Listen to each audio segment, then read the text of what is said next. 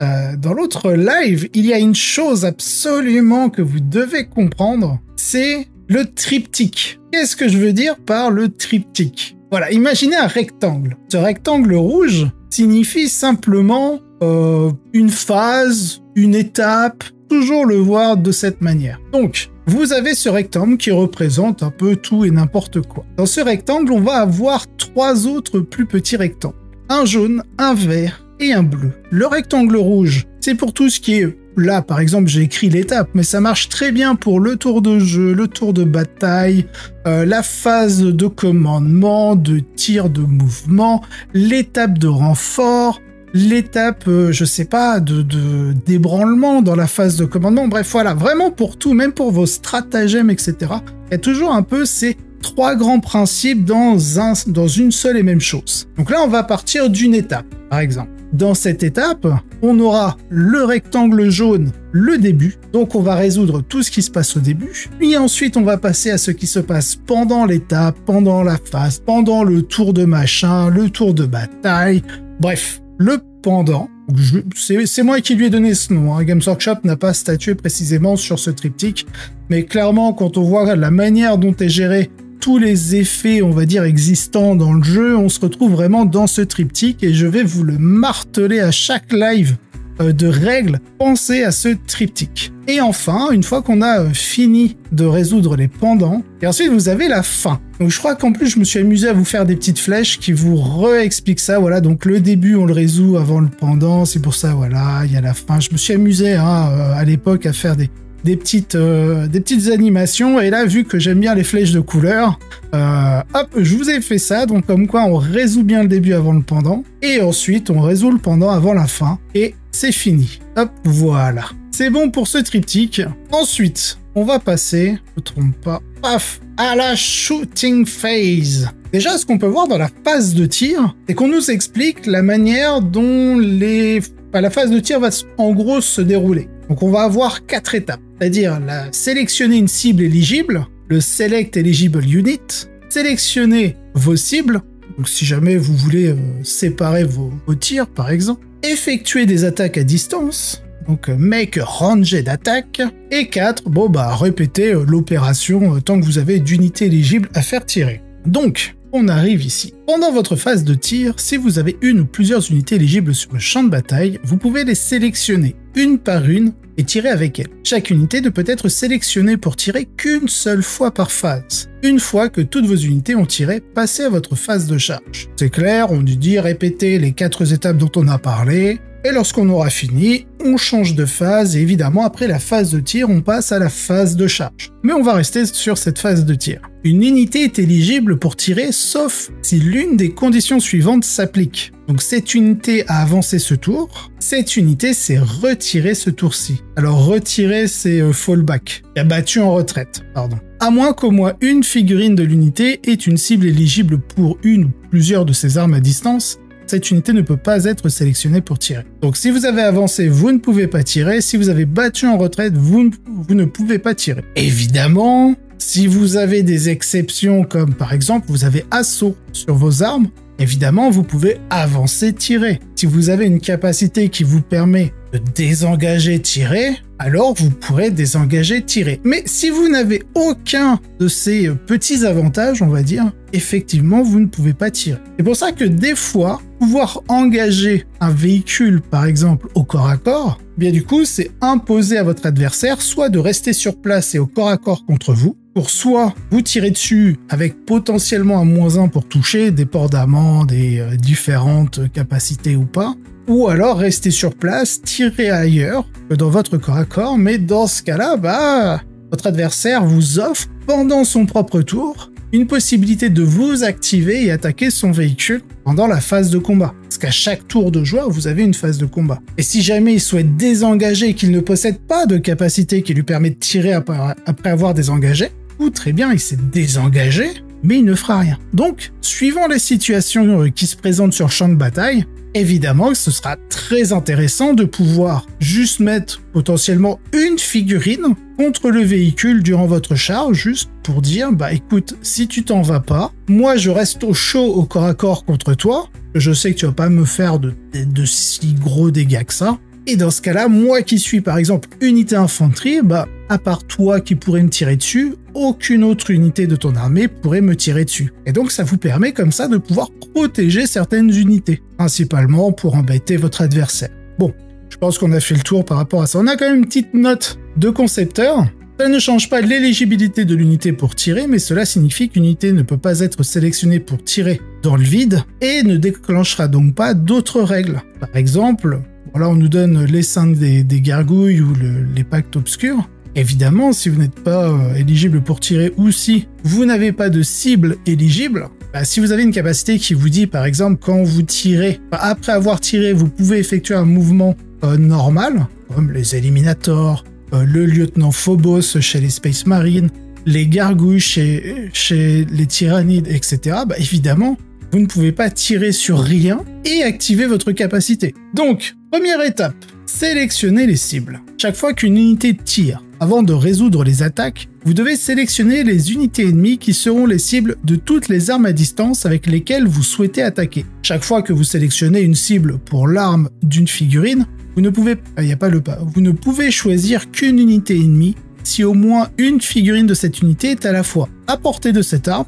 et visible par la figurine attaquante. Donc c'est pour ça que des fois, si jamais vous voulez effectuer, je sais pas, vous voulez envoyer 10 gardes, 10 Cadian de choc, on va dire, pour pouvoir créer un cordon face à l'ennemi, bah, si jamais vous arrivez à couper la ligne de vue grâce à une ruine, évitez de mettre une figurine visible, parce que dans ce cas-là, bah, l'adversaire peut utiliser la meilleure activation de tir dans son armée pour avoir la ligne de vue contre cette figurine unique. Et en fait, à cause du nombre de tirs que vous allez subir, c'est toute l'unité qui va justement subir cette erreur de positionnement. Donc faites très attention à ça. Au moment où vous créez votre cordon, dites-vous qui va pouvoir me tirer dessus, qui peut avoir une ligne de vue. Ce sont des fois des questions que vous posez même pas, vous bougez vos petits bonhommes, vous dites voilà je suis bien, je t'ai cordon, tu vas pas pouvoir me charger l'unité qui est derrière. Et lui il fait ah ouais, bah attends je me mets un pouce de toi comme ça si je détruis le cordon, bah ça me fait une charge à 6 avec un PC que je peux relancer.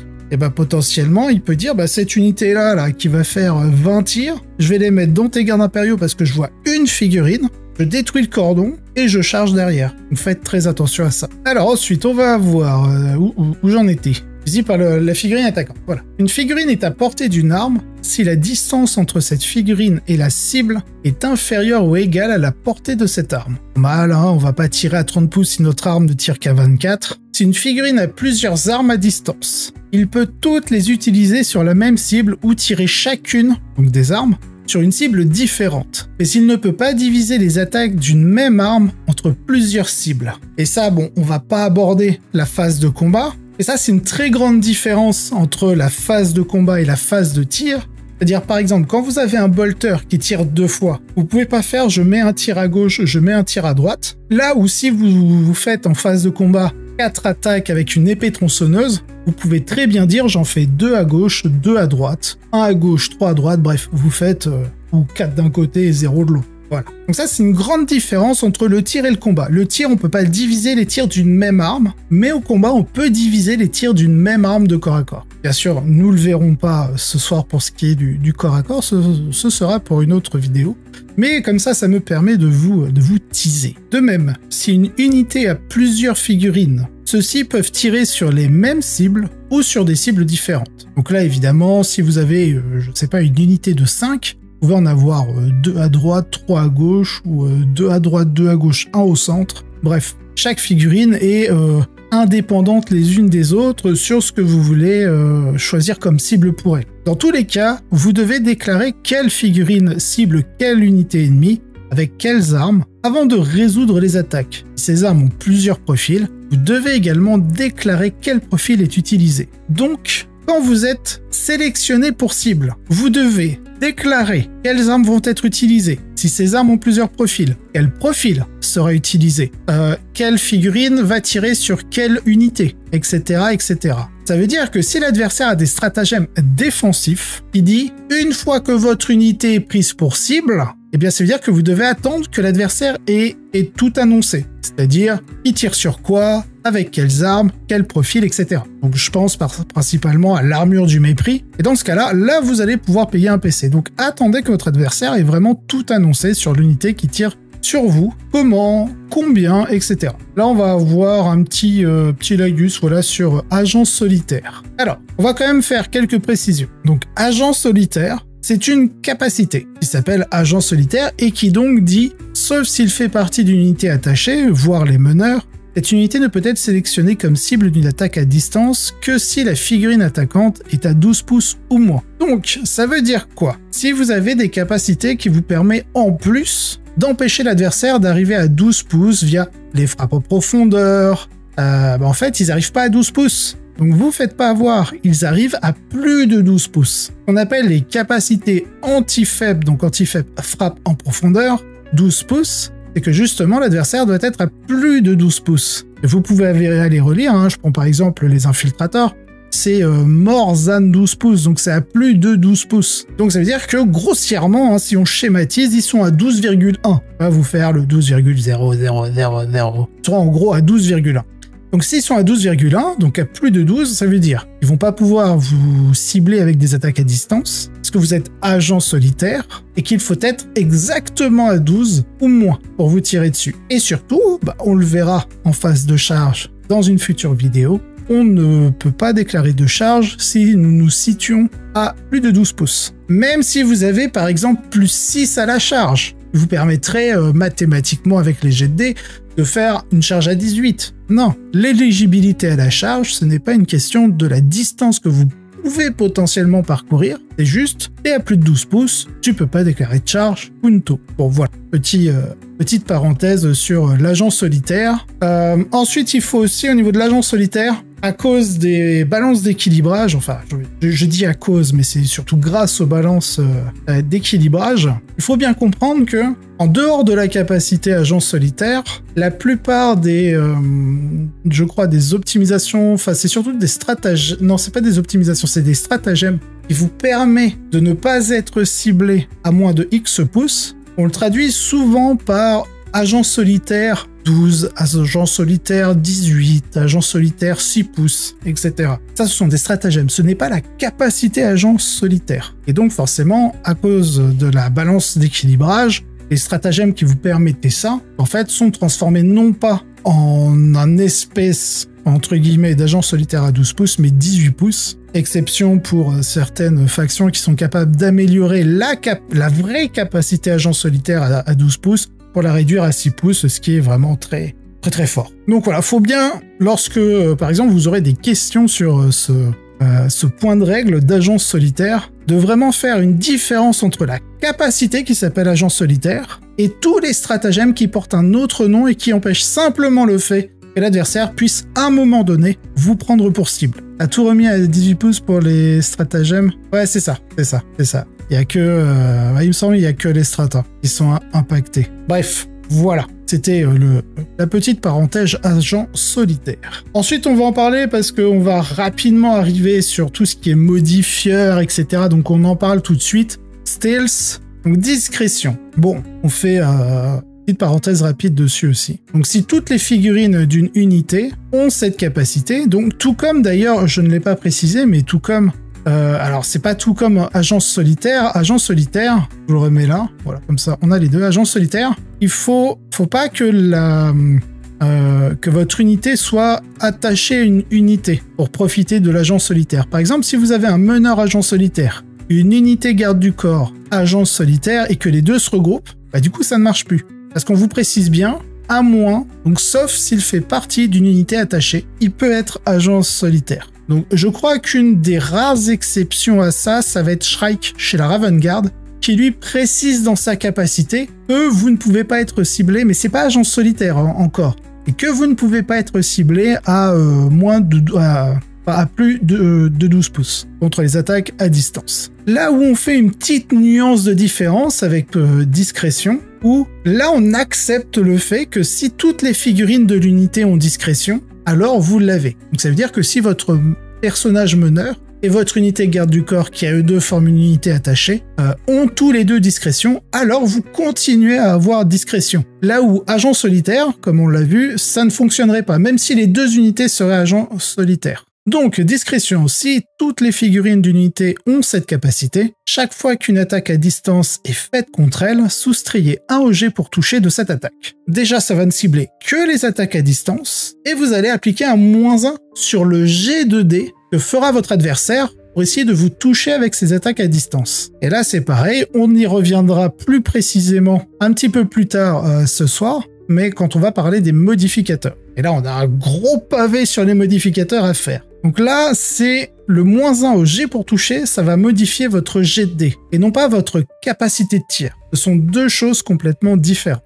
Allez, continuons, effectuer des attaques à distance. Les figurines de l'unité qui tirent, attaquantes, effectuent maintenant des attaques avec leurs armes à distance. Chaque fois qu'une figurine tire avec une arme à distance, il fait un nombre d'attaques égal à la caractéristique d'attaque du profil de cette arme. Faites un jet pour toucher pour chaque attaque effectuée, voire effectuer les attaques que l'on verra dans pas très longtemps. Si vous avez sélectionné plusieurs cibles pour votre unité, vous devez résoudre toutes les attaques contre une cible avant de passer à la suivante. Si votre unité tire avec plusieurs armes différentes sur une même cible, résolvez d'abord toutes les attaques d'une arme avant de passer aux autres. Notez que tant qu'au moins une figurine ennemie était visible et à portée au moment où vous avez sélectionné la cible, donc sélectionner la cible, première étape que vous devez effectuer lorsque vous faites tirer une unité, c'est-à-dire sélectionner vos cibles, déterminer quelle figurine tire où et avec quelles armes, etc. Vous pouvez quand même effectuer les attaques même si cette figurine n'est plus visible ou à portée lorsque vous les résolvez. Par exemple, s'il a été détruit par d'autres attaques auparavant, mais du coup dans la même séquence, j'ai envie de dire, c'est-à-dire que c'est la même unité qui tire. Quand on parle de même séquence, par exemple, vu que dans la phase de tir, on a vu qu'il y avait 4 étapes, celle-ci, tant que vous n'avez pas fini de résoudre les 4 étapes, en gros, tant que vous n'avez pas fini le mec rangé d'attaque et résolu tout ce qui se trouve dedans, et du coup, c'est que vous n'avez pas fini la séquence. Donc la 1, 2, 3, parce qu'après la 4, on vous dit juste refaites ce que vous avez fait si vous avez d'autres unités à faire tirer. Donc c'est-à-dire que si vous avez 2 unités qui tirent sur la même, si par exemple la première tire sur l'unité ennemie A, que vous lui enlevez suffisamment de bonhommes pour que que votre seconde unité qui va tirer sur l'unité ennemie A, du coup si elle a plus de ligne de vue, tant pis pour vous, c'est que vous avez mal géré les choses. Donc c'est pour ça que l'ordre d'activation dans lequel vous allez devoir utiliser, faites très attention à combien de figurines peuvent voir qui et essayez de déterminer à peu près à l'avance combien de pertes telle ou telle unité va faire à l'unité adverse pour savoir lesquelles vous allez devoir activer avant les autres. Donc ça, ça va être avec l'expérience, connaître un petit peu les statistiques de vos unités, etc. Là-dessus. Locked in combat. D'ailleurs, admettons un personnage avec un lance-plasma doit-il résoudre ses attaques de lance-plasma en même temps que celle de son unité en considérant que la ligne de datasheet est identique? Alors, si tu parles d'un personnage meneur au sein d'une unité garde du corps, donc que tu parles d'une unité attachée, au moment où tu select target, tu dois annoncer les cibles et les armes utilisées ainsi que les profils de chaque figurine. Donc, si ton personnage a un pistolet plasma, par exemple, avec 2 profils, tu vas devoir déterminer la cible du personnage au moment où tu sélectionnes tes cibles pour toutes les figurines de l'unité, parce que le personnage dans une unité attachée est une figurine de l'unité. Il en fait partie. Ah, l'ordre de résolution. C'est un peu rapide que la classe. Il me semble qu'on en parle dans effectuer des attaques. Patient. Alors, locked in combat, donc engagé au combat, bloqué au combat. Une unité n'est pas éligible pour tirer si elle est à portée d'engagement d'une ou plusieurs unités ennemies. Tant qu'une unité ennemie est à portée d'engagement d'une ou plusieurs de vos unités, vous ne pouvez pas la sélectionner comme cible d'arme à distance. Et on vous précise, les unités monstres et véhicules sont des exceptions, entre parenthèses, voire Big Gun Never Tiger. Alors évidemment, on va le voir dans les capacités des armes, il y a une capacité qui s'appelle pistolet, qui vous permet justement de tirer à portée d'engagement. Donc on va faire un petit point sur les gros calibres. Les unités monstres et véhicules peuvent tirer pendant la phase de tir, même si elles sont à portée d'engagement d'une ou plusieurs unités ennemies. Leurs armes à distance peuvent cibler ces unités, même si d'autres unités ennemies sont également à portée d'engagement de la même cible. Et donc là, il y a une notion que les gens ont tendance à oublier et qu'il faut marteler dans votre mémoire. Les gros calibres, c'est eligible to shoot in there, donc éligible pour tirer dans l'heure, donc dans la phase de tir du joueur qui contrôle. Donc là en anglais c'est si on traduit littéralement. Et donc du coup c'est pendant sa phase de tir. D'accord? Notre phase de tir. Si c'est mon véhicule, je peux tirer à portée d'engagement si je suis monstre ou véhicule, je peux tirer à portée d'engagement, mais seulement durant ma phase de tir. Si je suis un véhicule engagé au corps à corps, que je souhaite faire l'Overwatch se déroule quand? Soit pendant la phase de mouvement adverse, soit pendant la phase de charge adverse. Est-ce que ces deux phases, dans ces deux exemples, on a dit notre phase de tir? Non. Et donc, c'est une grande question qu'on nous pose très régulièrement. Est-ce qu'un monstre ou un véhicule peut tirer quand il est engagé pendant la phase de mouvement ou de charge adverse pour Overwatch? Eh ben, c'est non. Voilà. Aussi simple que ça. Donc, leurs armes à distance peuvent cibler ces unités, même si d'autres unités ennemies sont également à portée d'engagement de la même cible. Chaque fois qu'une unité monstre ou véhicule effectue une attaque à distance, alors qu'elle était à portée d'engagement au moment de la sélection des cibles, sauf si c'est un pistolet, soustrayez 1 au jet pour toucher. Vous pouvez également cibler une unité ennemie, monstre ou véhicule, qui est à portée d'engagement d'une ou plusieurs de vos unités, chaque fois qu'une de vos unités fait une attaque à distance contre cette cible, sauf si c'est un pistolet, soustrayez 1 au jet pour toucher. Donc là, on montre que vous pouvez, durant votre phase, tirer donc sur une unité quand vous êtes monstre ou véhicule, contre une unité qui est engagée contre vous, mais l'unité qui est engagée contre vous peut aussi vous tirer dessus. Et suivant les différentes formules, de base, vous allez avoir -1, sauf si c'est un pistolet qui tire. On a une petite note de concepteur. Une unité qui est à portée d'engagement d'une unité ennemie monstre ou véhicule n'est toujours pas éligible pour tirer, sauf si elle est elle-même monstre ou véhicule ou qu'elle est équipée de pistolets. Les autres unités de votre armée qui ont le droit de tirer peuvent cependant cibler et tirer sur cette unité monstre ou véhicule ennemi. Très bien, on va passer à effectuer des attaques. Donc n'oubliez pas, les gros calibres pendant votre phase de tir. En fait, on peut tirer sur un véhicule ou monstre engagé, mais pas l'unité elle-même engagée. Oh là, le troll. Oh, je reviens là-dessus. Tu parles de la note du concepteur? Ah oui, pardon. Oui, c'est vrai que je l'ai pas précisé. Effectivement, j'étais sur autre chose. Votre unité qui est engagée contre le véhicule ou le monstre, alors ça c'est vous, ça c'est eux, vous pouvez également cibler une unité monstre ou véhicule qui est à portée d'engagement d'une ou plusieurs unités, plusieurs de vos unités. Ouais, c'est ça. L'unité donc qui est engagée contre le monstre et le véhicule ne pourra pas lui tirer dessus, sauf si elle a des pistolets, d'accord? Par contre, une unité qui n'est pas engagée contre le monstre et véhicule, mais qui est lui-même engagé contre une autre de vos unités, donc par exemple, je sais pas, je vais prendre un prince tyrannique, un tyran ailé, par exemple, qui est engagé, parce que le tyran ailé est un monstre, il est engagé contre mon escouade tactique. Et ben mon escouade dévastateur, qui elle n'est pas engagée dans le combat, entre l'escouade tactique et le tyran des ruches, va elle pouvoir tirer sur le tyran des ruches. Elle aura -1, à moins que ce soit un pistolet, d'accord? Par contre, mon escouade tactique ne pourra pas tirer sur le tyran des ruches, à moins qu'elle ait des pistolets. Parce que la règle pistolet lui permet de tirer à portée d'engagement, blablabla. Par contre, le tyran des ruches ailé, s'il porte une arme de tir, lui va pouvoir tirer soit sur l'unité qui est engagée, avec un -1 pour toucher, soit sur l'unité dévastateur, avec un -1 aussi pour toucher parce qu'il est engagé. À moins que ce soit un pistolet, comme c'est donné dans les gros calibres. Voilà. A est engagé avec un véhicule. B ne l'est pas, B peut tirer sur le véhicule, même s'il est engagé, mais A ne le peut pas. C'est ça, ouais, oui, le troll. Making attack. Alors là aussi, on va avoir 5 étapes. Donc, oubliez pas, je vous remonte. Là, on est à Make Ranged Attack maintenant. On a fini le Select Eligible Unit, on a fini le Select Target, et là, on passe au Make Ranged Attack. Et donc, dans l'étape de Make Ranged Attack, donc effectuer des attaques à distance, on va avoir là 5 étapes qu'il va falloir suivre. Le jet de touche, le jet pour blesser, allouer l'attaque. Donc ça, c'est plus pour la personne qui va subir les attaques de tir. Donc c'est lui qui va devoir allouer les attaques, sauf certaines exceptions qu'on verra plus tard dans les capacités d'armes. Ensuite, le jet de sauvegarde et évidemment infliger les dégâts. Mais salut Fidaster. Donc, nous passons au jet pour toucher. Quand une figurine effectue une attaque, lancez 1 des 6. Si le résultat est supérieur ou égal à la capacité de tir, donc la CT ou en anglais c'est la ballistic skill donc c'est BS en anglais, donc la capacité de tir de l'attaque pour une attaque à distance ou à la capacité de combat pour le corps à corps. Et ça, on n'y est pas. Le jet est réussi et inflige une touche à l'unité ciblée. Sinon, l'attaque échoue et la séquence d'attaque s'arrête. Un jet non modifié de 6 est une touche critique et réussit toujours. Un jet non modifié de 1 échoue toujours. Un jet pour toucher ne peut jamais être modifié de +1 ou -1. Et c'est là où on va se rappeler de discrétion, qui met un -1 sur le jet de dés. On va en parler plus tard, mais du coup cette règle est aussi très importante. Un jet pour toucher ne peut jamais être modifié de plus de +1 ou -1. Pourquoi? Pour la simple et bonne raison que on va souvent poser la question de est-ce qu'on peut cumuler plusieurs -1 pour toucher, plusieurs +1 pour toucher, etc.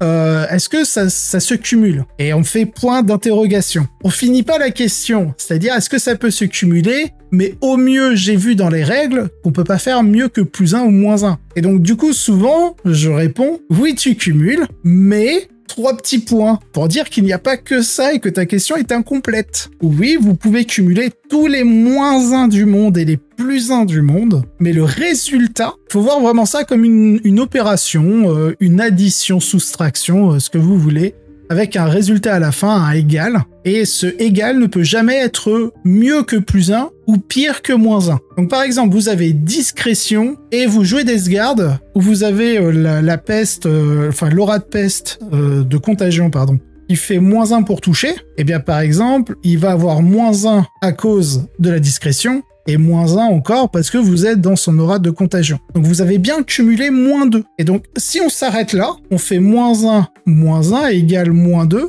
-2 ne peut pas être pire que -1, donc vous infligez dans tous les cas -1. Par contre, clairement, il faut dire que ça se cumule. Pourquoi? Parce que si vous avez par exemple une arme lourde, vous n'avez pas bougé, vous avez +1 à votre jet pour toucher. Alors vous allez avoir -1 parce que vous avez discrétion, -1 parce que t'es dans l'aura de contagion, donc on est à -2, mais +1 parce que tu as une arme lourde. Et dans ce cas-là, ça devient -1, donc -2, +1, -2 +1 égale -1. Et en gros, ce cumul, c'est sa seule utilité, c'est de pouvoir, on dit souvent, temporiser, amoindrir les effets bonus ou négatifs que vous allez appliquer. Donc, la réponse c'est oui, ça se cumule. Tout ce qui est -1 au jet pour toucher, +1 au jet pour toucher. Mais à la fin, ce n'est qu'un +1 et un -1. Point. J'irai même plus loin le troll parce que là, je vais aborder autre chose en même temps et on le reverra dans les modificateurs. Je dirais que la somme des modificateurs au jet pour toucher ne peut excéder +1 et -1. Si on veut vraiment bien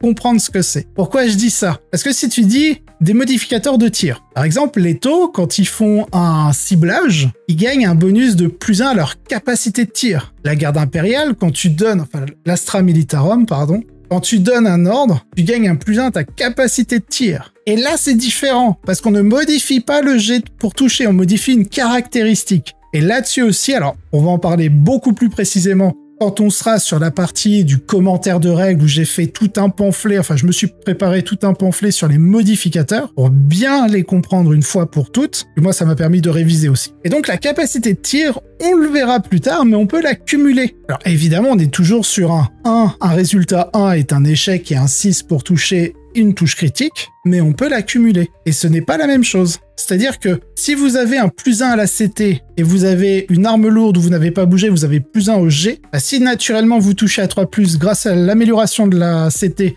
vous touchez à 2+, vous avez un +1 sur votre jet de dés. En fait, le +1 ne sert à rien parce que même si vous faites 1, c'est raté. Le 1 se transforme pas en 2. Salut Nakara, t'as raté le début, pas de souci. Si jamais tu es abonné à la chaîne Twitch Nakara, tu pourras avoir accès à la rediffusion.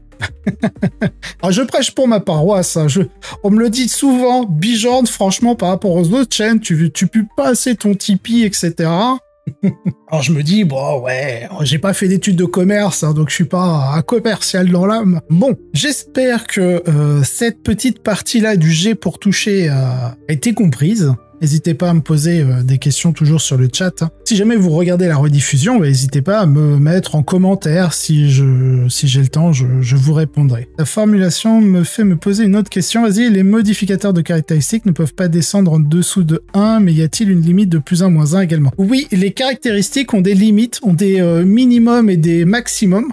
mais ça on le verra dans les modificateurs, parce que on en parle. Certaines caractéristiques ne peuvent pas être mieux ou pire que. Alors je vous fais ça de tête, je suis sûr de rien.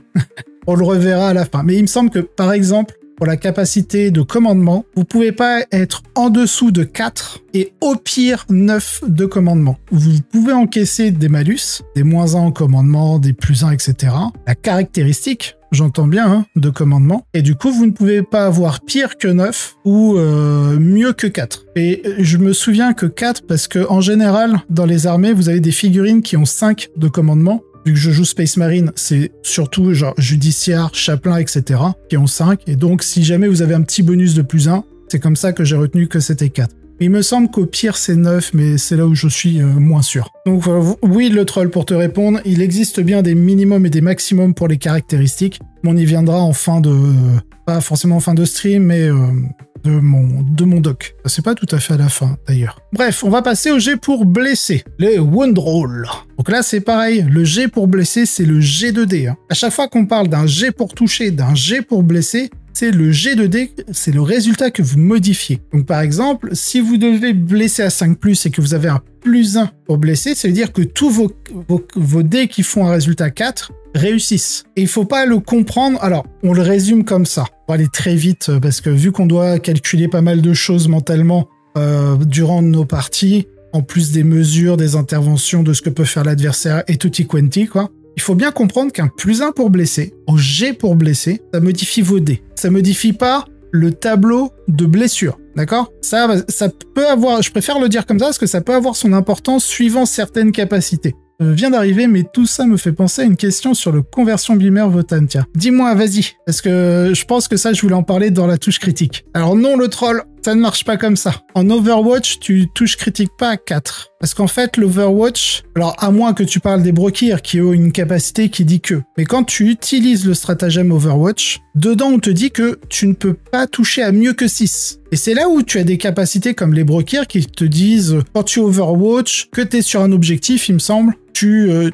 touches à 5 ou à 4. Quelque chose comme ça. Je pense que c'est ça, entre la touche critique sur du 4+, et si par une quelconque action tu as -1 et tu passes à un tir sur 5+, comment ça marche? Alors, et c'est là où Wami, il me semble qu'en plus, là où c'est un peu tricky, c'est-à-dire que il me semble qu'il y a une grande différence entre, hop, je vais me mettre tout de suite sur les Votan, parce que il me semble que l'hécaton, la formulation c'est genre à partir du moment où tu réussis à toucher, tu le considères comme une touche critique, d'accord? Et ce qui est très différent de, je vais prendre par exemple le Gène Culte, qui est un exemple parfait pour ça, c'est en Host de l'Ascension, j'y suis. On va faire une petite parenthèse, touche critique, Primed and Radiated. On vous dit, bon, à la phase de tir, blablabla, à la fin de la phase, à chaque fois qu'une figurine de votre unité fait une attaque, une touche critique est réussite sur un jet non modifié de 5+ au lieu de 6. D'accord? Alors je vous arrête tout de suite si vous me dites, ouais, il peut critique en Overwatch, parce que ce sera non, parce que c'est durant votre phase de tir. Your shooting phase. Donc ça, comme ça, hop, c'est évacué. Donc pendant votre phase de tir, néophyte hybride. Donc néophyte hybride, vous voyez, vous avez des armes qui touchent à 5. Vous appliquez un -1 pour toucher, à 6. Sauf que vous avez utilisé le stratagème Primed and Radiated qui vous dit, bah, la touche critique, au lieu de la faire sur du 6, c'est du 5. Là, vous ne prenez pas en compte le -1 pour toucher. Vous vous en foutez. Vous touchez à 5 parce que la touche critique est toujours réussite et elle touche à 5. D'accord? Et là, on va voir la différence avec l'hécaton dans la formulation. C'est où? C'est là. Conversion. À chaque fois qu'une attaque est faite avec cette arme qui cible une unité à plus de 12 pouces du porteur, un jet... Ah non, pardon. Ah, non, c'est bon, ça marche. Par contre, ça marche pas en Overwatch. Donc en gros, là, un jet non modifié de 4+ score forcément une touche critique, donc c'est la bonne formulation. Donc je pense que je me suis trompé avec une autre unité qui disait ça. Donc là, non, là, c'est bien un jet non modifié de 4+, score une touche critique. Par contre, l'Overwatch, t'es toujours à 6. Parce que là, c'est le stratagème Overwatch qui vient modifier la notion de critique. Et il est prioritaire. Et ça, c'est dans les rules commentary. Par contre, oui, clairement, là, si tu touches à 4, que le mec, il te fait un -1 touche, tu dis, bah, je m'en fous, le crit à 4. Par contre, si la formulation aurait été une touche réussite et considérée comme une touche critique... Ah, attendez, c'est peut-être chez les Nécrons. Les dépeceurs, peut-être? Les Flayed One, c'est... fait une attaque qui cible Bilo... Voilà, un jet de touche réussi est une touche critique. Donc lui, s'il se prend un -1 pour toucher au corps à corps, bah, sa touche critique, elle passe de 3+ à 4+. Parce que lui, c'est le jet qui détermine son... Enfin, c'est...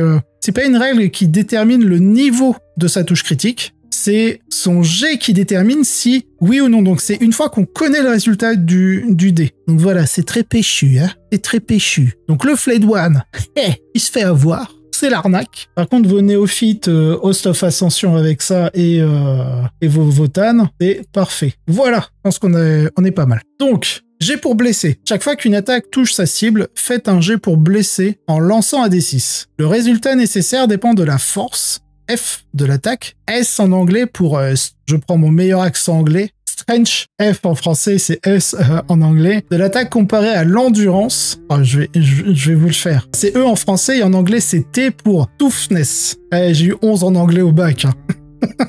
Bon bref, voilà, petite anecdote sur l'anglais, moi. Ah, ça devait être un calvaire de m'entendre à l'oral. Je pense que les profs, ils ont fait ouais, non, c'est bon, c'est bien, elle est à 11, dégage. Donc du coup, vous faites une comparaison de force et d'endurance de la cible selon la table suivante. Donc la table, si la force est le double de l'endurance, vous blessez à 2+, si la force est plus grande que l'endurance à 3, si elle est égale à 4, si la force est inférieure mais pas du double, et vous blessez à 5, et si la force est doublement inférieure à l'endurance, vous blessez sur du 6. Point. C'est fini les vieux tableaux obscurs de la V7, où vous ne pouviez... non, c'est quoi? C'est vous blessiez sur du 6 si l'endurance était 2 fois supérieure à la force plus 1, il me semble. Un truc comme ça, mais le tableau, c'est l'enfer. Si le résultat est supérieur ou égal au nombre requis, le jet est réussi et inflige une blessure. Sinon, l'attaque échoue. Un jet non modifié de 6 est une blessure critique et réussit toujours. Un jet non modifié de 1 échoue toujours. Le jet pour toucher ne peut jamais être modifié de +1 ou -1. Donc pour blesser, le modificateur du jet pour blesser ne se cumule complètement, mais le résultat, donc comme l'histoire du jet pour toucher, ne peut excéder le +1 ou le -1. Donc on a fait le jet pour toucher, le jet pour blesser, on va passer à allouer les attaques. Si une attaque blesse sa cible, le joueur qui contrôle l'unité ciblée doit allouer l'attaque à une figurine. Donc, par ordre de priorité. Si une figurine a déjà perdu des points de vie ou a déjà été ciblée par des attaques ce tour, l'attaque doit lui être allouée. Sinon, l'attaque peut être allouée à n'importe quelle figurine de l'unité, peu importe qu'il soit visible ou non, ou s'il est à portée ou à portée d'engagement. Donc à portée de tir ou à portée d'engagement, ça c'est pour la phase de combat. Donc, lorsque vous allouez des attaques, vous ne faites pas comme bon vous semble. Souvent, on le passe très rapidement, mais il y a souvent des erreurs. Parce que là, l'ordre de priorité, c'est si une figurine a déjà perdu des PV, ça tout le monde l'a plutôt bien enregistré. Bon, on aura des exceptions sur les personnages, hein, quand on s'attaquera aux personnages leaders, etc. beaucoup plus tard. Et surtout, c'est ou a déjà été ciblé par des attaques ce tour. Et ça, les joueurs ont vraiment tendance à l'oublier. Parce qu'ils vont dire, bah, suivant la PA que je vais recevoir, je vais le mettre sur lui parce qu'il a une sauvegarde à 2+, il meurt pas, il a pas perdu de points de vie. Ah, c'est une PA 3.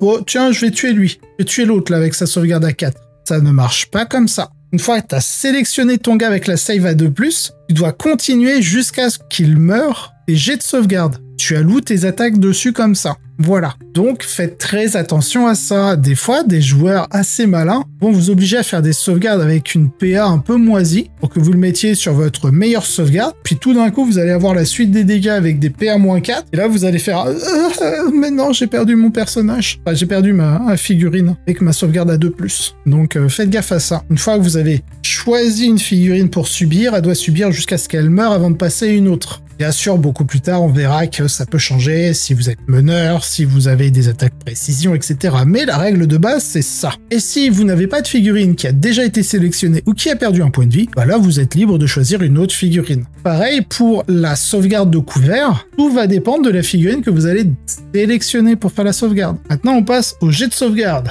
Le saving throw. Là aussi, il y a des petites précisions, j'ai envie de dire plutôt des clarifications même. Donc un jet de sauvegarde, saving throw, comprend les sauvegardes invulnérables. C'est-à-dire lorsqu'on vous dit, vous pouvez relancer par exemple une capacité qui vous dit, vous pouvez relancer a saving throw, un jet de sauvegarde, l'invulnérable est un jet de sauvegarde. En gros, dans la catégorie des jets de sauvegarde, vous avez ce qu'on appelle vulgairement les sauvegardes d'armure, donc c'est la caractéristique de sauvegarde de l'unité, et la sauvegarde invulnérable, qui est un autre type de sauvegarde. Donc si jamais on vous permet de relancer une saving throw, eh ben vous pouvez choisir aussi bien la sauvegarde d'armure qui est caractéristique de sauvegarde que la sauvegarde invulnérable. Du coup, le joueur contrôlant l'unité ciblée fait alors un jet de sauvegarde. Par défaut, c'est une sauvegarde d'armure utilisant la caractéristique de sauvegarde de la figurine. Mais certaines figurines ont des sauvegardes invulnérables qui peuvent être utilisées à la place. Pour faire un jet de sauvegarde, lancez un D6 et modifiez le résultat de la pénétration d'armure de l'attaque. Par exemple, PA-1 signifie -1 à votre jet de sauvegarde. Et donc là, les -1 au jet de sauvegarde, vous pouvez les cumuler. Hein. Si l'arme elle est PA-4, c'est -4.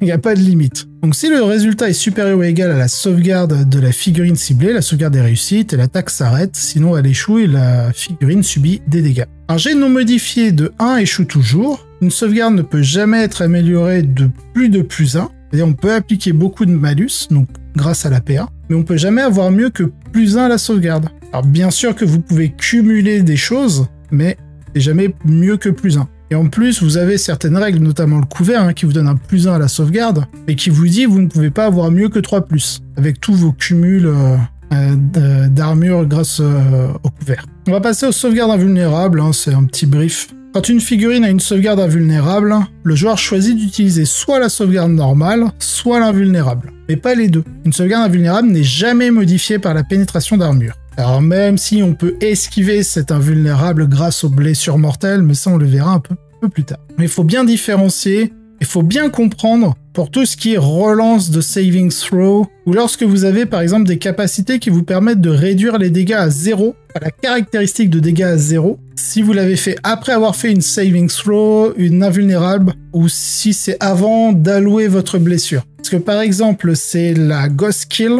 chez les taux, vous réduisez la caractéristique de dégâts avant d'allouer l'attaque. Ou alors non, c'est au moment où vous allouez l'attaque. Et au moment où vous allouez l'attaque, en fait, vous n'êtes pas passé au jet de sauvegarde. Allouer l'attaque, c'est étape 3. Jet de sauvegarde, c'est étape 4. Donc la Ghost Kill, au moment où vous allouez l'attaque, c'est là où elle doit décider si vous réduisez la caractéristique de dégâts. Alors que par exemple, Harald, je vais vous montrer la fiche technique. J'aime bien prendre Harald parce que c'est l'exemple parfait de ce genre de truc. Lui, il vous dit, après avoir fait un jet de sauvegarde pour cette figurine, after you make a saving throw for this model, vous pouvez changer la caractéristique de dégâts à 0. D'accord? Donc ça veut dire qu'on est, après avoir fait les jets de sauvegarde, donc ça veut dire qu'on est dans allocated attack, saving throw, on l'a fait. Si on a raté la saving throw, là on choisit. Ouais, et vous allez me dire, qu'est-ce qui est cheaté? C'est que lui, c'est une fois par phase qu'il peut faire sac à pas. Alors que souvent les autres, c'est une fois ou 2 fois par bataille. Bref. Donc c'est pour ça qu'il faut bien que vous ayez ces 5 étapes en tête pour savoir à quel moment les capacités des différentes unités peuvent intervenir. Et que vous ne fassiez pas avoir par quelqu'un qui vous dit bah si, je réduis les... Par exemple, il joue une Ghost Kill, bah si, je réduis les dégâts à 0 et ma sauvegarde. Ah non, parce que s'il y a écrit au moment où tu alloues, et tu alloues l'attaque avant de faire ta sauvegarde, étape 3, étape 4, et avant. On va passer à l'étape 5, la dernière du séquençage de Make Ranged Attack. Dernière étape, les dégâts infligés sont égaux à la caractéristique de dégâts, donc D, et c'est D en anglais aussi, de l'attaque. Une figurine perd 1 point de vie pour chaque point de dégâts subi. Si ses points de vie tombent à 0 ou moins, il est détruit et retiré du champ de bataille. Si une figurine subit plusieurs dégâts et est détruite, tout excédent est perdu. On n'est pas comme AOS, il me semble que quand vous êtes dégâts 6 sur une seule attaque, potentiellement vous pouvez détruire 6 figurines à 1 point de vie. Il n'y a pas de split, de séparation, de division des dégâts. Et là aussi, je vais préciser quelque chose. Il faut bien prendre conscience que lorsque vous avez un profil d'arme, on va retourner là en Space Marine parce que je connais le mieux et en général, c'est plutôt bon, on va se mettre sur les longs crocs parce qu'il y a les 2 armes différentes. Alors, vous avez ici la caractéristique du canon laser, d'accord? Le canon laser, la caractéristique de dégâts D, c'est D6 plus 1. Donc, si vous avez par exemple des figurines à 3 points de vie, vous lui dites, lance ton dé parce que si tu fais 1 plus 1 ça fait 2, tu tues pas ma figue. Et pareil, si vous avez comme la Ghost Kill une capacité qui vous permet de réduire la caractéristique de dégâts à 0, vous dites, vas-y, lance ton dé. Ah, t'as fait 6 et un 7, non, c'est 0. C'est bête. Voilà. Par contre, on va prendre un multifuseur qui est Melta 2. Bon, on va le voir après ce que fait le Melta, mais en gros, c'est un bonus de plus 2 sur vos dégâts. C'est un modificateur. Puisque Melta 2, ce n'est pas la caractéristique de dégâts du multi-Melta, donc du multifuseur. La caractéristique du multifuseur, caractéristique D, donc dégâts, c'est D6. Donc si vous avez une capacité comme le Ghost Kill qui réduit la caractéristique à 0, vous lui faites faire son D6, il fait 6, vous dites bah non c'est 0, et lui derrière il vous dit bah plus 2 parce que je suis à melt à 2. Donc il prend au moins 2 dégâts. Donc ça il faut bien le différencier entre le D6 plus 1 du canon laser qui est interne à la caractéristique, qui est vraiment écrit sur son profil, à un bonus de plus 2 issu du Melta. C'est-à-dire que, et c'est là où c'est drôle, parce que ça, ça en a surpris plus d'un. Quand vous avez un petit salopard là, de dragon de feu, qui est Melta 6, le gars il vous dit, vas-y, lance ta caractéristique de dégâts pour savoir combien je subis. Ah, t'as fait un 6? Et bah tu seras 0. Là, l'Eldar lui dit, non, tu prends 6. Tu prends pas 12, tu prends 6. Je suis Melta 6. C'est vraiment des petits truands, hein. C'est des petites racailles, les Eldar. Ils ont toujours le dernier mot, de toute façon, hein. Tu dis, non, t'es dégâts 0. Ben non, t'es 6. Melta 6. Voilà, pour la petite parenthèse. On va passer aux blessures mortelles. Certaines règles infligent des blessures mortelles. Chaque blessure mortelle inflige un dégât alloué une par une. De la même manière qu'une attaque classique qui serait potentiellement dégâts 1. Les blessures mortelles excédentaires continuent d'être allouées jusqu'à ce que tous les dégâts soient résolus ou que l'unité soit détruite. Si une attaque inflige des blessures mortelles en plus des dégâts normaux, de mémoire, la palatine des sœurs de bataille a une capacité dans ce genre. Sous condition, je crois, doit défausser un dé de miracle pour activer ça, et patati et patata. Ne faites pas de jet pour blesser, ni de sauvegarde contre ces blessures mortelles. Les blessures mortelles, lorsqu'elles s'infligent, elles s'en foutent du jet pour toucher blessé, elles s'appliquent. Les blessures mortelles sont résolues après les attaques normales, même si ces dernières sont sauvegardées. Et donc c'est là où on vous précise, hein, les blessures mortelles sont résolues après les attaques normales de la figurine attaquante. Donc si par exemple quelqu'un vous fait, je crois que ça va être surtout chez les Thousand Sons, vous allez pouvoir donner à vos armes blessures dévastatrices. Donc ils sont aussi des blessures mortelles un peu plus spécifiques, mais on va préciser plus tard. Partie du principe que la blessure dévastatrice, c'est des blessures mortelles. Parce que les armes lance-flammes sont dégâts 1. On fait simple pour le moment.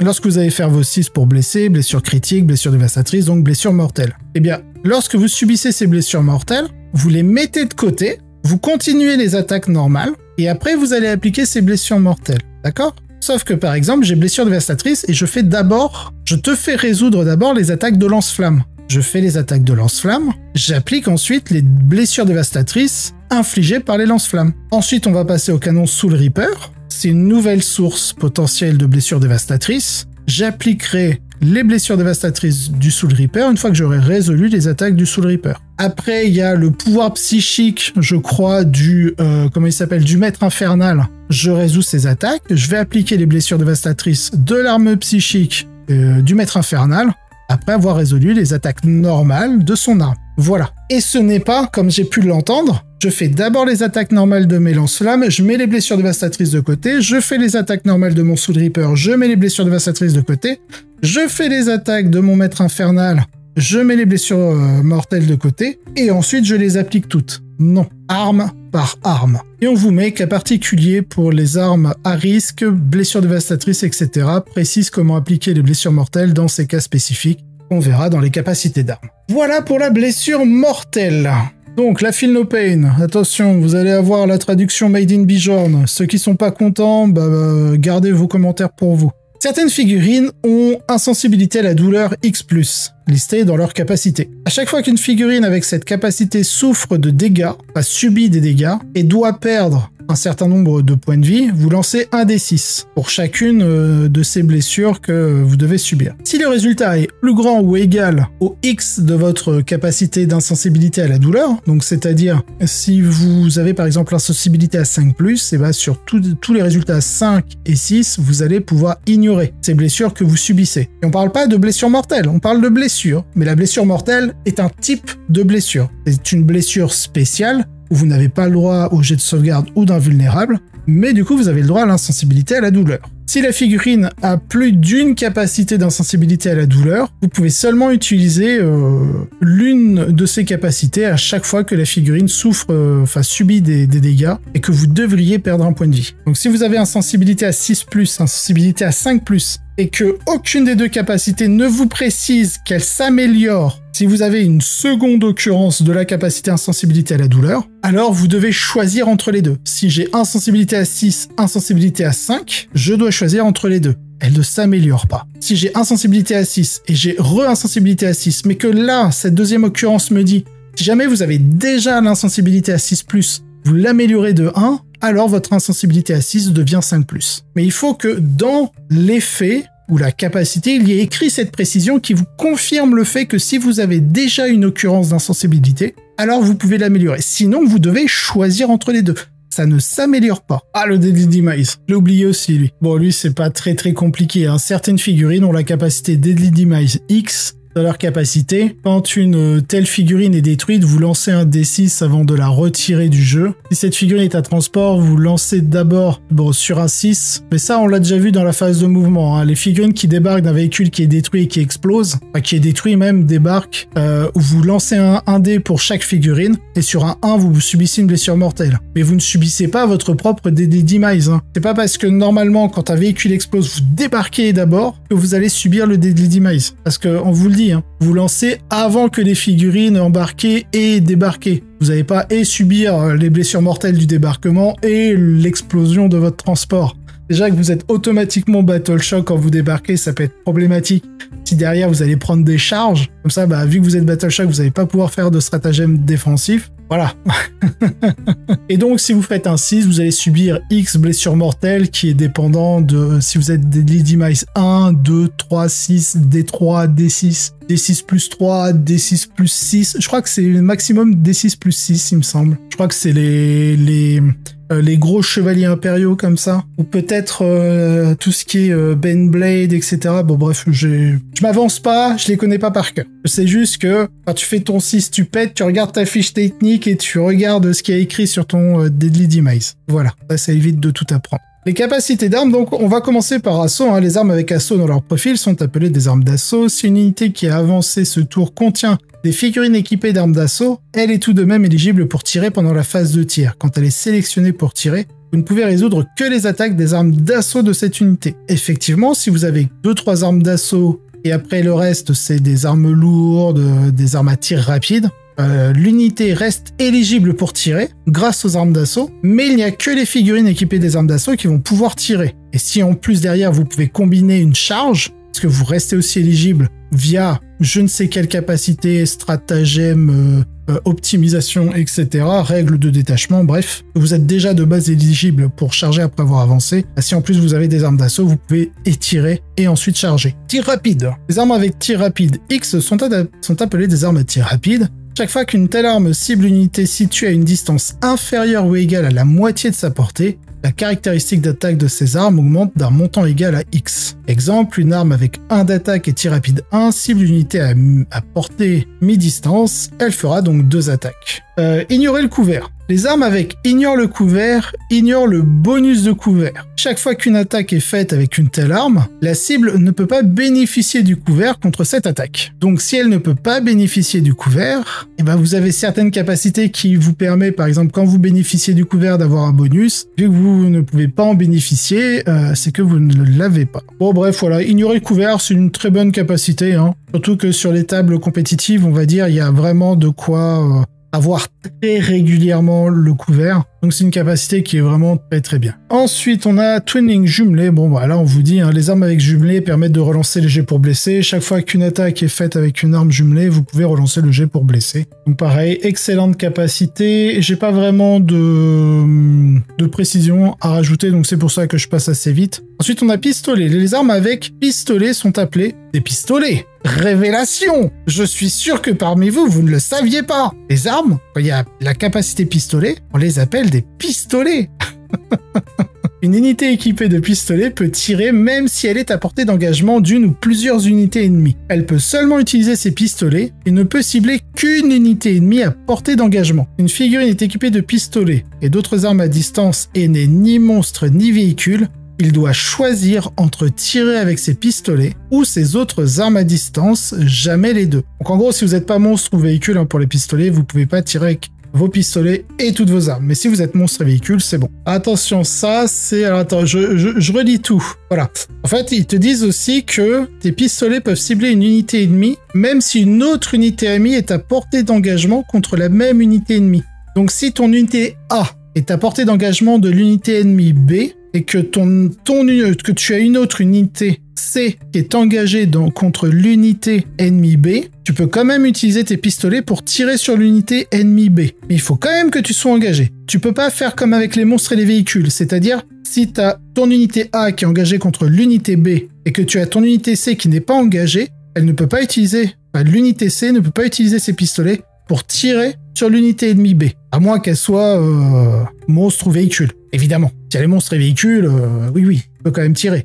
Mais si on est en dehors du cas des monstres et des véhicules, bah tu peux pas tirer sur l'unité ennemie B. Faut être engagé pour ça. Voilà. Mais non, tu as bien fait de rappeler ce petit point, même si tu avais mal lu, t'inquiète. Donc les armes torrent. Les armes avec torrent touchent automatiquement. Chaque fois qu'une attaque est faite avec une telle arme, elle touche automatiquement la cible. Une touche fatale, les armes avec touche fatale font que chaque touche critique, un 6 non modifié pour toucher, ou si vous avez des stratagèmes, etc., qui améliorent vos touches critiques, blesse automatiquement la cible. Donc si vous avez une arme torrent touche fatale, ça ne sert à rien, parce que vous faites pas de jet de touche, et que vous ne faites qu'une touche critique sur un jet de touche, mais si vous faites pas de jet de touche parce que vous touchez automatiquement, vous ne blessez pas automatiquement. Avec l'arme torrent, vous allez devoir faire un jet pour blesser. Oui, c'est logique pour tout le monde, je pense une large majorité, mais vu qu'on a déjà eu ce genre de questions-là sur les différents serveurs Discord, je le reprécise. Et pareil, effectivement, pour la touche soutenue, en fait, à partir du moment où vous avez un effet sur une touche critique,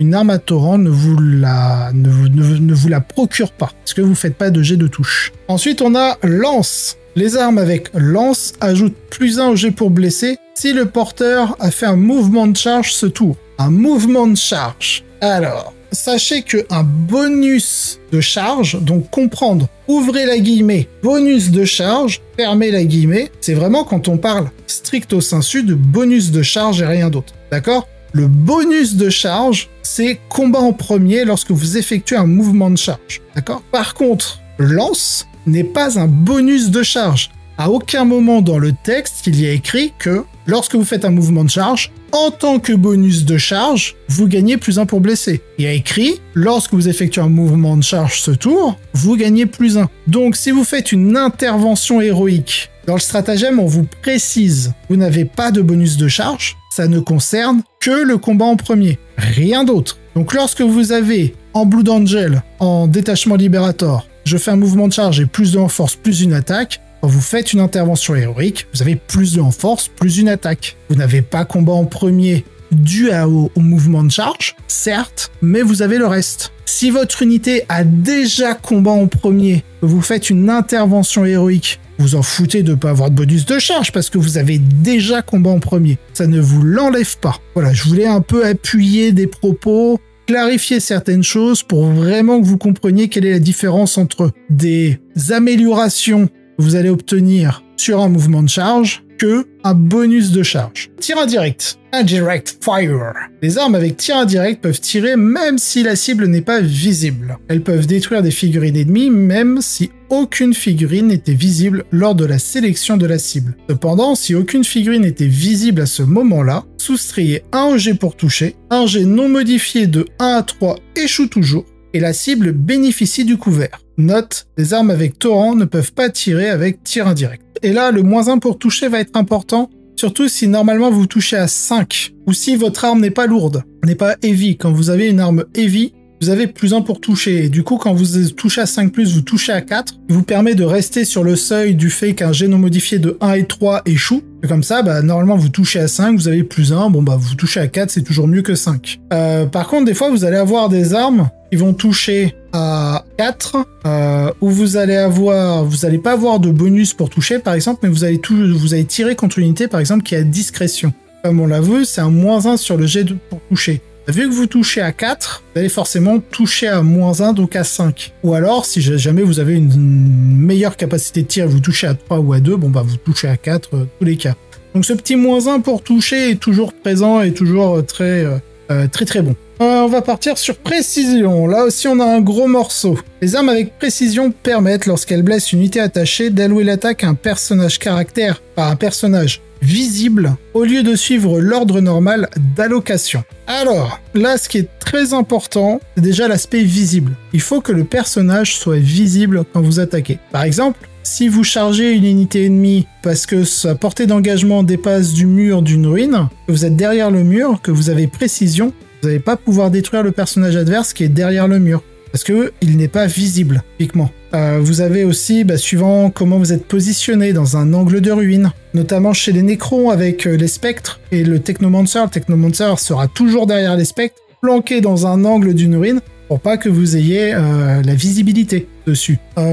Qu'est-ce que vous avez d'autre d'intéressant avec précision? Si vous avez plusieurs personnages, par exemple dans une même unité, eh bien lorsque vous faites précision, vous allouez petit à petit vos blessures. Comme ça, vous pouvez petit à petit les appliquer à chacun des personnages. Voilà, pour comprendre un petit peu tout ce qui est effet de précision, etc. Elle est toujours à jour malgré l'époque où je l'ai écrite. Elle est toujours d'actualité et très très intéressante là-dessus. Et notamment sur les effets de précision et la manière dont vous pouvez allouer les blessures en fonction de vos unités personnages. Et en plus, ça vous clarifie aussi le principe d'unité personnage, de figurine personnage, etc. Les armes déflagration, blast. Les armes avec blast font un nombre aléatoire d'attaques. Chaque fois que vous déterminez combien d'attaques sont faites, ajoutez +1 pour chaque tranche de 5 figurines dans l'unité ciblée. Arrondir à l'inférieur. Les armes explosion ne peuvent jamais être utilisées contre une unité à portée d'engagement. Donc, si vous êtes engagé, vos armes blast, vous ne pouvez pas cibler l'unité qui est engagée contre vous, mais si vous êtes monstre et véhicule et que vous pouvez tirer à portée d'engagement grâce à votre règle de gros calibre, parce que c'est à votre phase de tir, vous pouvez mettre l'arme blast sur une autre unité qui n'est pas à portée d'engagement. On vous met un exemple, une arme avec 2d6 attaque et explosion, et déflagration, blast, cible une unité de 11 figurines, vous faites un 9 sur les 2d6, vous ajoutez 2, parce que c'est par tranche de 5, donc 5 x 2, 10, 5 x 3, 15, on est en dessous de 15, donc 10, donc plus 2. Donc 9 plus 2, ça fait 11 attaques. Voilà. Melta. Alors Melta, on en a déjà bien parlé sur la caractéristique de dégâts. Donc les armes avec Melta X augmentent leurs dégâts de X si la cible est à la moitié de la portée de l'arme. Exemple, une arme D6 avec Melta 2, cible unité à mi-portée, elle inflige D6 plus 2. Et le plus 2, ce n'est pas la caractéristique de dégâts. Donc si vous avez une réduction de la caractéristique de dégâts, elle sera appliquée avant d'ajouter le plus 2. Ensuite, lourd. Une arme lourde.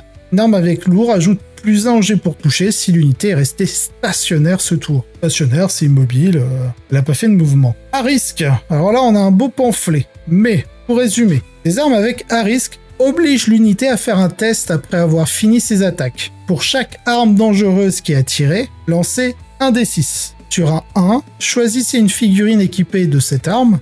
Il subit 3 blessures mortelles. Avec une procédure détaillée, si possible, figurines sont éligibles. Si plusieurs figurines sont éligibles. Alors, le processus détaillé, il y a un ordre de priorité. C'est-à-dire que lorsque vous avez plusieurs armes à risque, vous allez faire un jet pour chaque arme utilisée. Alors, c'est pareil. Pour chaque arme à risque utilisée. Parce qu'au moment où vous allez déclarer sur qui vous allez tirer, avec quoi et avec quelles armes, vous pouvez décider que certaines armes ne vont pas tirer. Au tout début du codex Orc, quand j'avais fait quelques parties en live avec la Drain Mob, où en plus tu as une suractivation d'armes à risque, où tu peux les monter très très haut, et donc non plus que sur des 1 mais des 1 et des 2 que tu vas prendre les 3 blessures mortelles, ça pouvait monter très très haut. Et donc je faisais exprès de ne pas activer certaines armes, pour éviter de subir trop de blessures mortelles derrière, trop de tests. Donc, ce sont les armes utilisées à risque où vous allez faire votre test. Et sur un 1, vous allez subir 3 blessures mortelles. De plus, les armes à risque, c'est 3 blessures mortelles d'un coup. C'est pas du 3 x 1,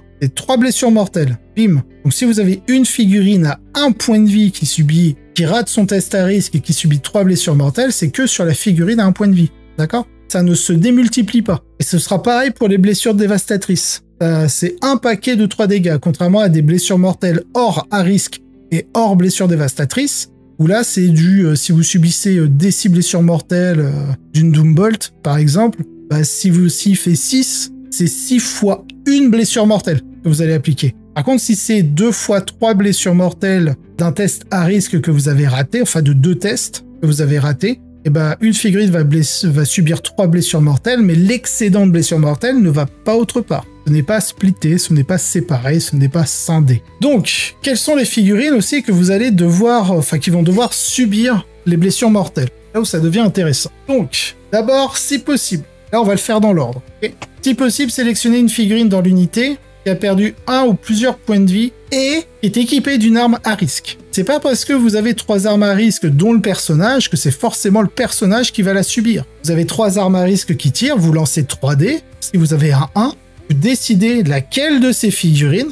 subira le test à risque. Ensuite, si possible, sélectionnez une figurine dans l'unité équipée d'une ou plusieurs armes à risque en excluant les personnages. Donc sur mon exemple de 3 figurines qui fait test à risque, si vous faites 2-1, vous pouvez pas en mettre une sur le personnage. D'abord, ce sont les 2 autres qui vont subir. Et enfin, 3e point, sélectionnez une figurine personnage qui est équipée d'une ou plusieurs armes à risque. Donc, si on résume, d'abord, vous vérifiez si vous avez une figurine qui possède une ou plusieurs armes à risque et qui a perdu au moins, un point de vie ou plus. C'est cette figurine que vous allez devoir choisir en priorité. Si à ce moment-là, vous n'avez pas de figurines qui ont perdu de points de vie, c'est une figurine qui possède une ou plusieurs armes à risque, qui n'est pas personnage, qui va subir les blessures mortelles. Enfin, si vous n'avez pas de figurine non personnage avec des armes à risque, c'est à ce moment-là que vous allez devoir les appliquer sur les personnages. Si vous avez plusieurs personnages, vous choisissez, évidemment. Ensuite, on vous met, si une figurine a été sélectionnée, cette unité subit 3 blessures mortelles.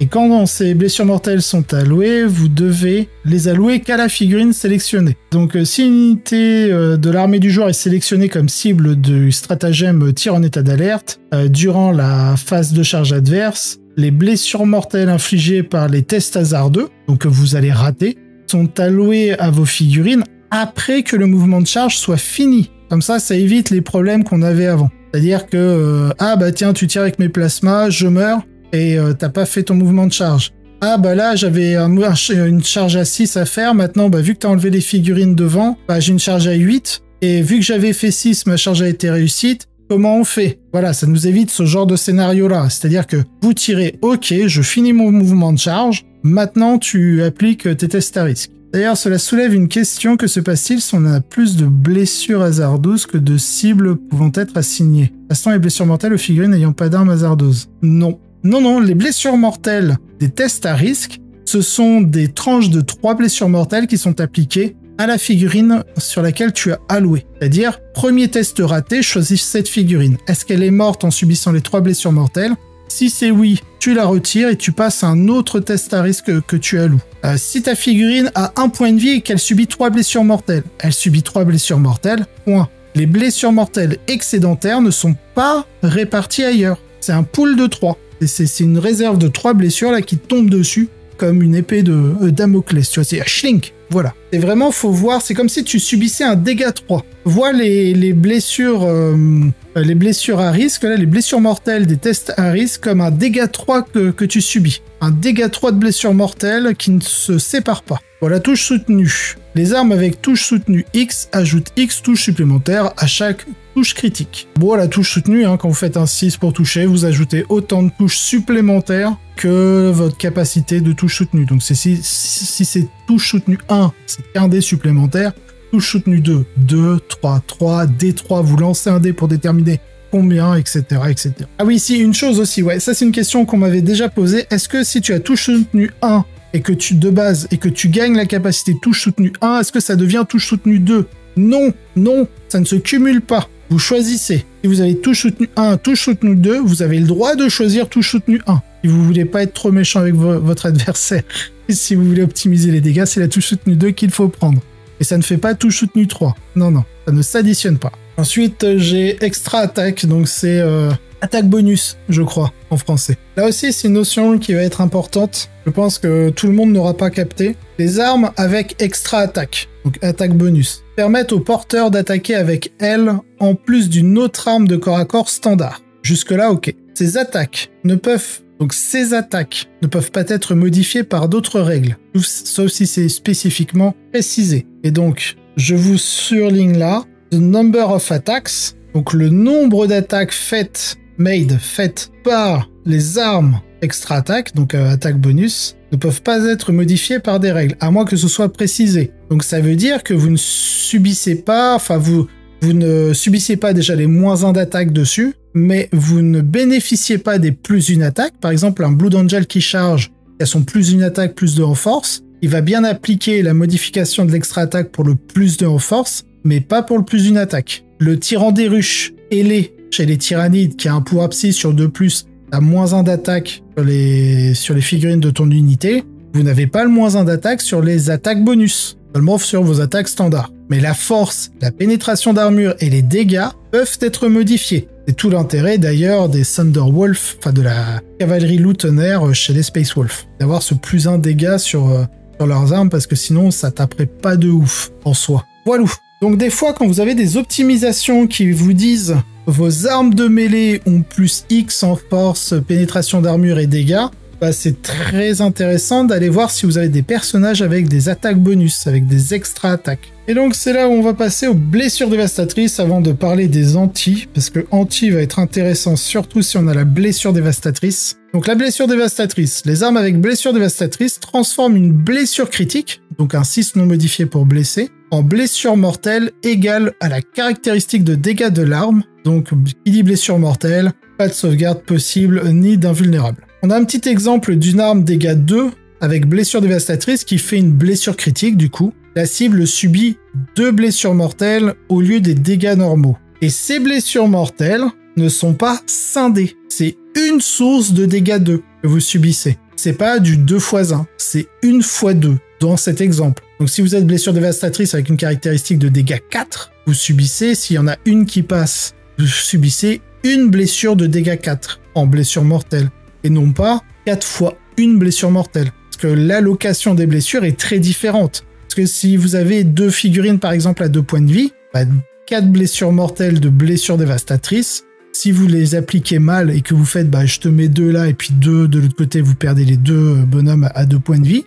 Si vous les appliquez correctement, c'est une blessure mortelle de dégâts 4, et bien en fait vous avez qu'une figurine qui meurt à 2 points de vie, même à 3 ou 4 points de vie. Voilà. Alors, anti. Les armes avec anti en tant que mot-clé et X+, réussissent une blessure critique sur un jet pour blesser de X+, contre ce type de cible. Par exemple, vous êtes anti-véhicule 4+, chaque fois que vous blessez, enfin que vous faites un jet pour blesser contre un véhicule, eh bien vous allez le blesser sur 4+ automatiquement, peu importe votre force. Alors, attention, ce sera une blessure critique. Si par exemple vous attaquez un véhicule, vous êtes force 8, il est endurance 9, donc vous blessez à 5+. Donc là, peu importe, vous allez le blesser sur du 4 parce que vous êtes anti-véhicule 4+. Ok. Par contre, vous êtes force 16, il est endurance 8. Vous êtes anti-véhicule 4+. Là, ce qui va se passer, c'est que tous les jets à 2+, 3+, vont réussir à blesser, mais ne seront pas des blessures critiques. Par contre, vos résultats 4+, 5+, 6+, eux seront considérés comme des blessures critiques. Et c'est pour ça que je voulais parler des blessures dévastatrices avant, parce que si vous êtes anti-véhicule 4+, blessure critique, enfin blessure dévastatrice, ça veut dire que vous allez faire votre blessure critique sur du 4+ contre des véhicules, et donc tous vos résultats 4+, vont impacter des blessures dévastatrices, et donc appliquer vos dégâts en blessure mortelle. Y a-t-il autre chose que les anti qui fassent des blessures critiques sur des valeurs inférieures à 6? Oui, tu vas avoir certaines capacités, je pense notamment au Flawless Blade des Emperor Children. Je vais te montrer ça. Normalement, on les a, les Emperor Children. Les Flawless Blade, tu vois, ils te permettent... En gros, si tu fais un pacte démoniaque, sur un jet non modifié, sur un jet pour blesser de modifié de 3+, tu fais une blessure critique. Voilà, tu peux avoir des capacités comme ça. Ils font mieux que 6+. Je dois vous avouer que c'est rare. En dehors des anti, comme anti-infanterie, anti-véhicule, anti-monstre, anti-volant, etc., c'est assez rare. Ce genre de capacité, c'est extrêmement rare. Hein. C'est pas du tout une généralité. Mais voilà. Pour résumer, si vous avez la capacité anti, si c'est sur des petites unités de saturation qui n'ont pas une grande force, c'est très bien, parce que vous allez blesser plus facilement et vous allez jouer sur la saturation. Par contre, si vous avez plutôt des unités d'élite, Essayez d'avoir blessure dévastatrice en combinaison, comme ça donne vraiment un très très gros impact. Et on aura fini avec la phase de tir, parce qu'après on passe à la phase de charge. C'est vrai que là on a fini les Make Ranged Attack et toutes les capacités sur vos armes que vous pouvez avoir. Et du coup vous êtes dans Repeat for Next Eligible Unit, donc vous répétez l'opération avec une nouvelle escouade. Maintenant que vous n'avez plus d'escouade à activer, on passe aux commentaires de règles. Et on va d'abord parler des différentes règles sur les modificateurs. Qu'est-ce qu'un modificateur? Alors, on commence donc ici. Voilà, pour ceux comme ça, vous le voyez bien. Les modificateurs sont des règles qui changent une valeur numérique. Cela peut concerner un jet de dés, les caractéristiques d'une figurine, etc. Voici comment appliquer les modificateurs. Tout d'abord, tous les modificateurs sont cumulatifs. Donc c'est pour ça, quand on parlait des modificateurs de jet de touche et de jet de bless, où maximum c'est +1, -1, et que je disais oui c'est cumulatif, c'est ça qui nous le précise. Les modificateurs sont cumulatifs. Ensuite, si une règle indique de changer ou remplacer une caractéristique par une nouvelle valeur, modifiez d'abord cette caractéristique avant d'appliquer tout autre modificateur. Donc ça, c'est ce que j'appelle la valeur fixe. Quand vous avez une valeur fixe, vous l'appliquez avant tout autre modificateur d'addition, soustraction, division et multiplication. Modificateur fixe. Qu'est-ce qu'on a comme modificateur fixe? La caractéristique de contrôle d'objectif quand unité est Battle Shock, la caractéristique de contrôle d'objectif de toutes les figurines est 0. Ça, c'est un modificateur et c'est ce que j'appelle une valeur fixe. C'est-à-dire que ça change la caractéristique. C'est pas un +1, -1 fois 2 divisé par 2, etc.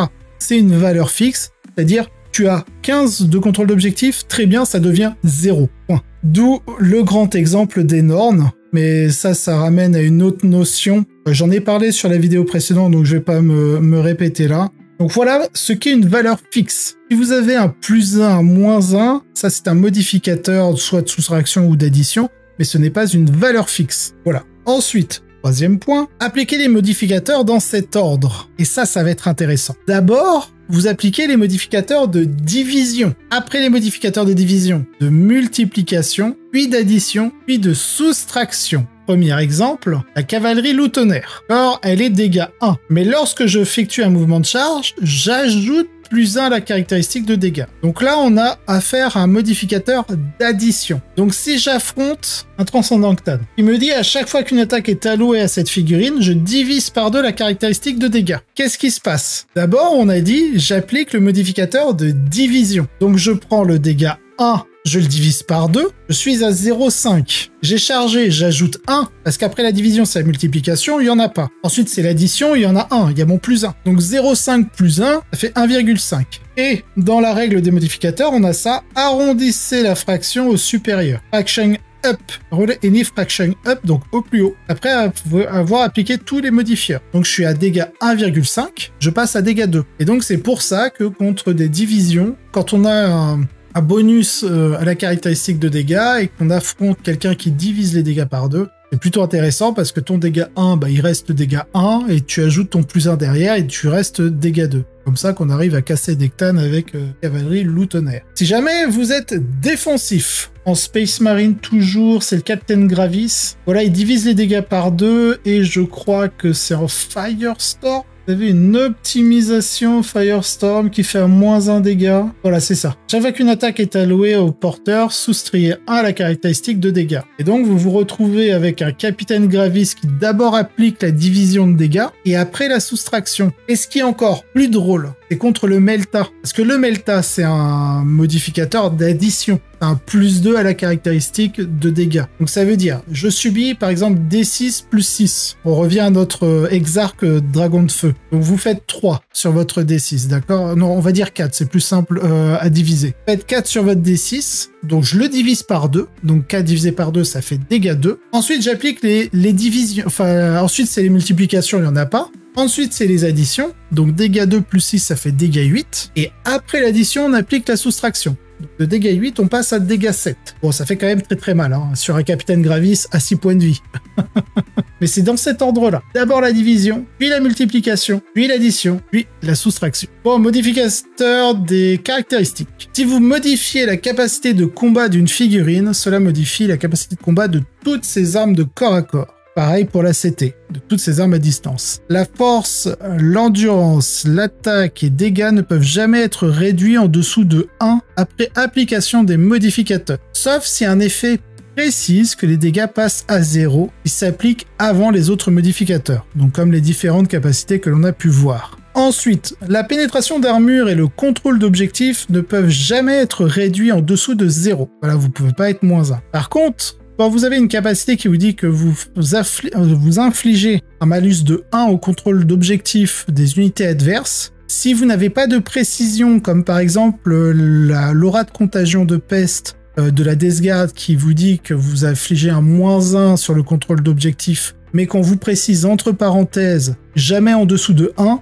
alors dans ce cas-là, vous ne pouvez pas le baisser à 0. Par contre, si vous avez un -1 en contrôle d'objectif, point, sans précision, de minimum, là vous pouvez le baisser à 0 d'objectif contrôle. La capacité de commandement ne peut jamais être meilleure que 4+, ou pire que 9+, c'est ça. La caractéristique de mouvement ne peut jamais être en dessous de 1. Ah, et c'est pareil, votre jet d'advance ne peut jamais être en dessous de 1. Voilà. Si vous avez -2 à votre jet d'advance et que vous faites 2 sur votre dé, vous n'avez pas 0, vous avez 1. Et la portée d'une arme ne peut jamais être inférieure à 1 pouce. Pour l'instant, s'il y a quelques malus à la caractéristique de mouvement, mais à la portée des armes, pour l'instant, c'est des capacités d'agent solitaire, mais il n'y a pas de réduction, je crois, à l'heure actuelle. Donc peut-être qu'un jour, on aura un codex qui ferait ça. Ah, peut-être le bouclier Void. Ah, ce serait... ok, à voir. Les valeurs de 20 ou plus... Enfin, de mouvement de 20 ou plus, où vous avez un tiré ou un N et A.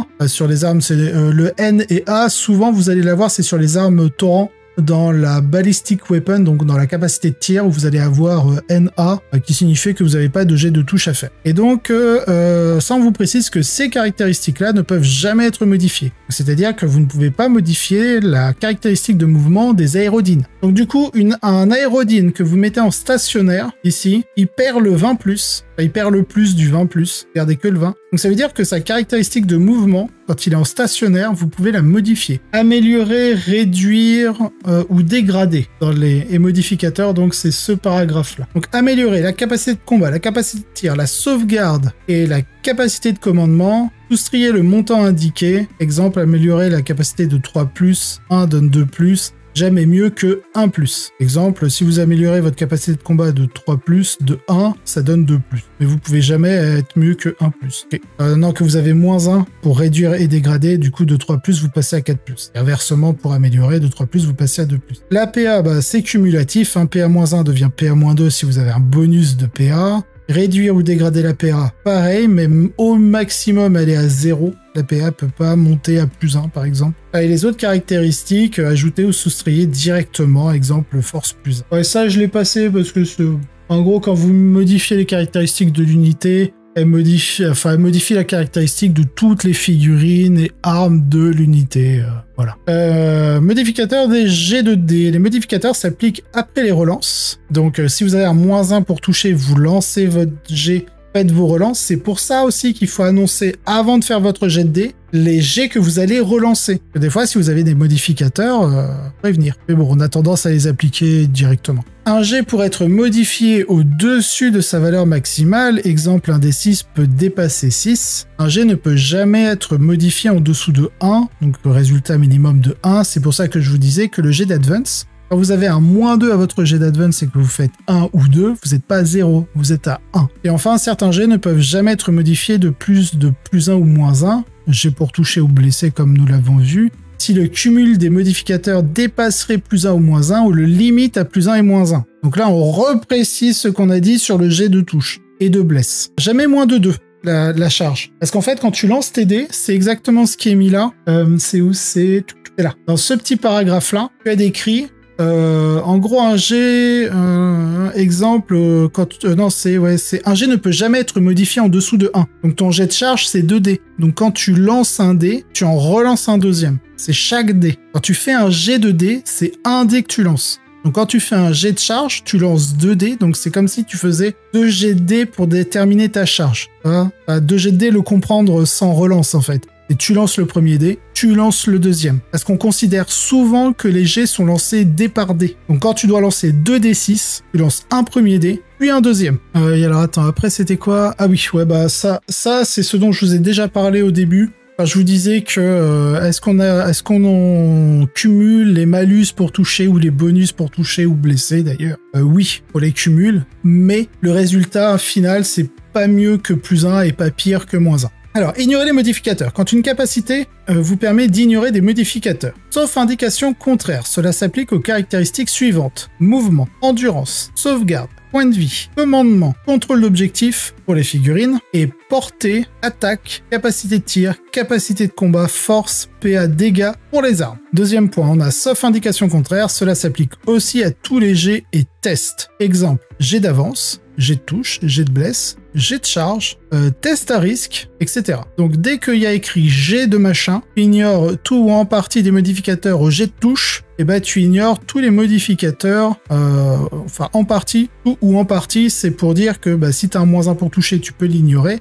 Si tu as un +1 pour toucher, tu peux ne pas l'ignorer, etc. Si une règle précise, vous pouvez ignorer tout ou partie des modificateurs. Vous pouvez choisir quel modificateur appliquer. Par exemple, garder un bonus, mais ignorer un malus, dont je viens de vous parler. Et on a fini pour cette partie-là. D'ailleurs, j'avais une question sur ces points de commandement gagnés sur 5+, sont-ils également limités à 1 par tour? Alors ça, j'en parle dans ma vidéo précédente. Au niveau, je te résume. En gros, tu as ce que j'appelle le point de commandement réglementaire. Le point de commandement réglementaire, c'est celui que tu gagnes au début du tour de chaque joueur. Or, je grossis le trait. Je résume. Précisément, c'est à la phase de commandement. Enfin, c'est au début de la phase de commandement.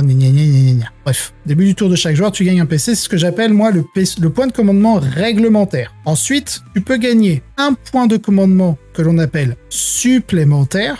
Que tu peux gagner pendant le tour de bataille. Le tour de bataille, c'est le tour du joueur A, le tour du joueur B. Ok? Donc, quand tu fais une capacité sur 5+, qui t'offre un point de commandement supplémentaire, si tu l'as déjà gagné parce que tu as, je sais pas, est-ce que Eruita le fait encore en sœur de bataille? Je sais plus. Bref, si t'as un personnage qui te dit déjà que tu gagnes un point de commandement supplémentaire à ta phase de commandement, ou à n'importe quel moment de ton tour, eh bien, tu peux toujours faire ton jet à 5+. Si tu le foires, il se passe rien, mais si tu gagnes, si tu le réussis, il se passe rien non plus, parce que tu as déjà gagné ton point de commandement supplémentaire. Voilà, pour résumer.